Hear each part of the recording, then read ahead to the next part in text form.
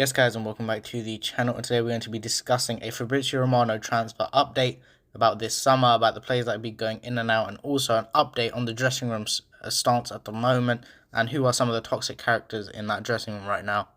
So we'll start off with the quotes from Romano that one of Erik Ten Hag's priorities was to make sure he would have sufficient budget this summer to rebuild at Manchester United Football Club.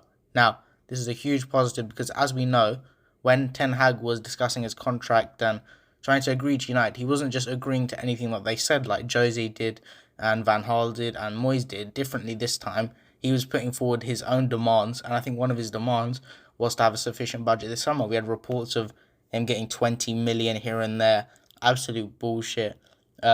We know that, listen, if we're in the Europa League, we always spend more. Just look at Jose's first summer window where we bought Paul Pogba for 90 million, for example. However, this time round, we have to make sure we invest this money wisely. And this links really well to another update from Romano, where he says that there are many possibilities that Paul Mitchell will join Manchester United Football Club, but nothing is close. Many clubs are interested in him, but his relationship with Ralf Rangnick could be a key factor. As we know, Mitchell and Rangnick do have a very good relationship, and they did actually watch a Youth Cup game for Manchester United a month or so ago, so that relationship is clearly there that I don't think other clubs would have. And Paul Mitchell is also from Manchester himself, which is a good indication as well as to, could he be coming? Because I think if we get Paul Mitchell, Ralf Rangnick, and we have Erik Ten Hag, I think, if we have Murta and Fletcher on their own, they don't have the experience nor the expertise nor the specialities to be able to be the only directors of football and start orchestrating transfers. So I think having Rangnick as a consultant, who we know is going to stay as well, that has been confirmed now, which is huge news, and also having Paul Mitchell come in, that would be unbelievable. Honestly, I think the club, if we get Paul Mitchell, will definitely be moving in the right direction. I'll be very, very happy with that, and I'll be very interested to see some of the signings we make this summer. Because we know Paul Mitchell was at Southampton with Pochettino. He's been at Leipzig with Rangnick, and he's also been at Monaco where he signed people like Mbappe, for example. So Paul Mitchell is fantastic. He's a big name in the world of football. I think Manchester United have a lot of respect for him as well. And I think Rangnick or not, they would be going for Paul Mitchell. So this is a really, really big positive, and I really hope we get this deal done. Now, the next transfer we'll be talking about is Darwin Nunez. Now, Fabrizio Romano has said that Darwin Nunez's intention is to leave Benfica this summer. His price is not 130 million euros as has been rumoured, and it's always been around 75 to 80 million euros. His name has been discussed internally at Manchester United Football Club. Now, we saw this guy against Liverpool in the Champions League, if you watch that game. I think this guy's a fantastic striker. And for 80 million euros, I don't know. I think I would like to get Darwin Nunez, but the fact that we won't be in the Champions League could be a hindrance, and possibly, he's been linked with clubs like Arsenal, who, if Arsenal are in the Champions League and we're not, will he want to go there instead of coming to us?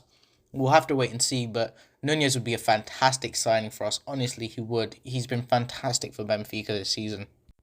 In the league, for example, in 26 appearances, he has 25 goals and 4 assists, which just shows you how clinical and fantastic this guy is. And he's only 22 years of age, so I think this would be a fantastic signing for us. I really do. This links well to another point Romano has made, that Cristiano Ronaldo has not discussed in Manchester United about leaving the club this summer, and he has also not held a conversation with Erik Ten Hag as of yet, which means he obviously hasn't made a decision on leaving, and he's willing to stay, even if we are in the Europa League, to see where Erik Ten Hag could lead this rebuild. And I think Ronaldo under Ten Hag could be fantastic, because under Ten Hag, I think we'll be playing more attacking, creating more chances, and Ronaldo could just be that guy to lead us into the rebuild next season. Before he'll probably leave after next season. Also, another player that has been talked about is Pau Torres, and now Romano is saying that Pau Torres has always been highly rated by Manchester United Football Club and is still on the club's target of list this summer. However, Manuel Akanji has no agreement with Dortmund to extend his deal and will also be an opportunity this summer.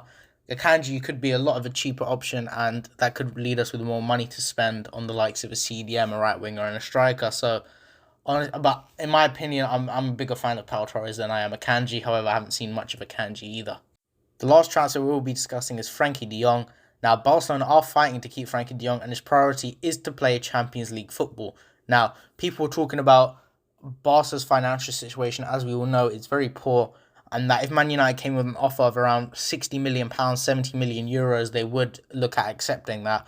and try and get De Jong to be convinced. Also, Ten Hag coming in. We know Ten Hag was the one who, made De Jong flourish at Ajax, and he's trained with him before. De Jong obviously loves Ten Hag, so that would be unbelievable, I think, if we got Frankie De Jong. Honestly, I do. However, I think at this point, it just seems a bit too unrealistic, and us not getting Champions League football, Barcelona will. Why would he leave a Champions League football club, especially Barcelona, to come to a Europa League Manchester United club, Unless his motivation was money, and also his wages would be like 350k a week, I'm hearing. So that would be definitely money motivated move. However, honestly, I'd still do it because he's just insane. He's fantastic. Imagine him and Donny in the midfield. But nah, I don't see it happening at this point in time. But we can always hope. And we've also got Marcus Rashford wants to talk with Erik Ten Hag, and at the moment he's not planning to leave the club. Now, this leads very well into what we're going to talk about, the changing room at the moment that Romano has discussed. As we know, Ralf Rangnick has said in his interviews and things like that a lot of players just aren't listening to his instructions. They're not on board. And here we've got Romano basically saying that Manchester United Football Club's dressing room is aware that there are some players creating a problem in the club, not performing at the best level, or aren't focused on the club and thinking about their future. Now, listen, we can't name names, we can't accuse people, but I think we can all kind of guess who this is going to be, because we're talking about players that Rangnick does not like, he does not play, he drops, and he only brings them on for 15-20 minutes, and they play really shit and look uninterested. I wonder who that could be. I think, honestly, here he's saying that Maguire, Luke Shaw, and Fernandes are 100% not the toxic players in the dressing room. And why would they be? Maguire is the captain. As much as Maguire has been shit, he is the captain. If Rangnick was having problems with him, he wouldn't make him the captain, would he? And he wouldn't play him. I think Maguire being dropped was because he's just been shit, not because he's not trying. Luke Shaw has had his injury. He's not been performing well, of course, but it looks like he has the right attitude. And Bruno Fernandes, he's been shocking, but he's always trying, and I think he does play for the badge. Let's be real. He does, as crap as he's been.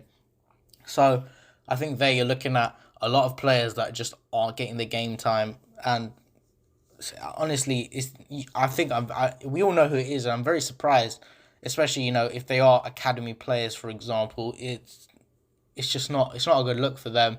And I think Rangnick will be telling Erik Ten Hag, look, these are the players who are not causing me problems. These are the players who are causing me problems and are not following my instructions. Obviously, the players not causing problems, you can already see on the pitch, your likes of your McTominay, Ronaldo, Maguire, Shaw, Fernandes, Sancho's. And then you've got players who aren't being picked and probably are not following instructions. And when they come on, they've been playing really shit. They look uninterested. They don't care. And Rangnick doesn't really play them a lot. So it's not hard to decipher who these guys are. And it's just up to Erik Ten Hag now with that information to decide if he wants to kind of edge them out or if there's a player in there that he could bring out. But yeah.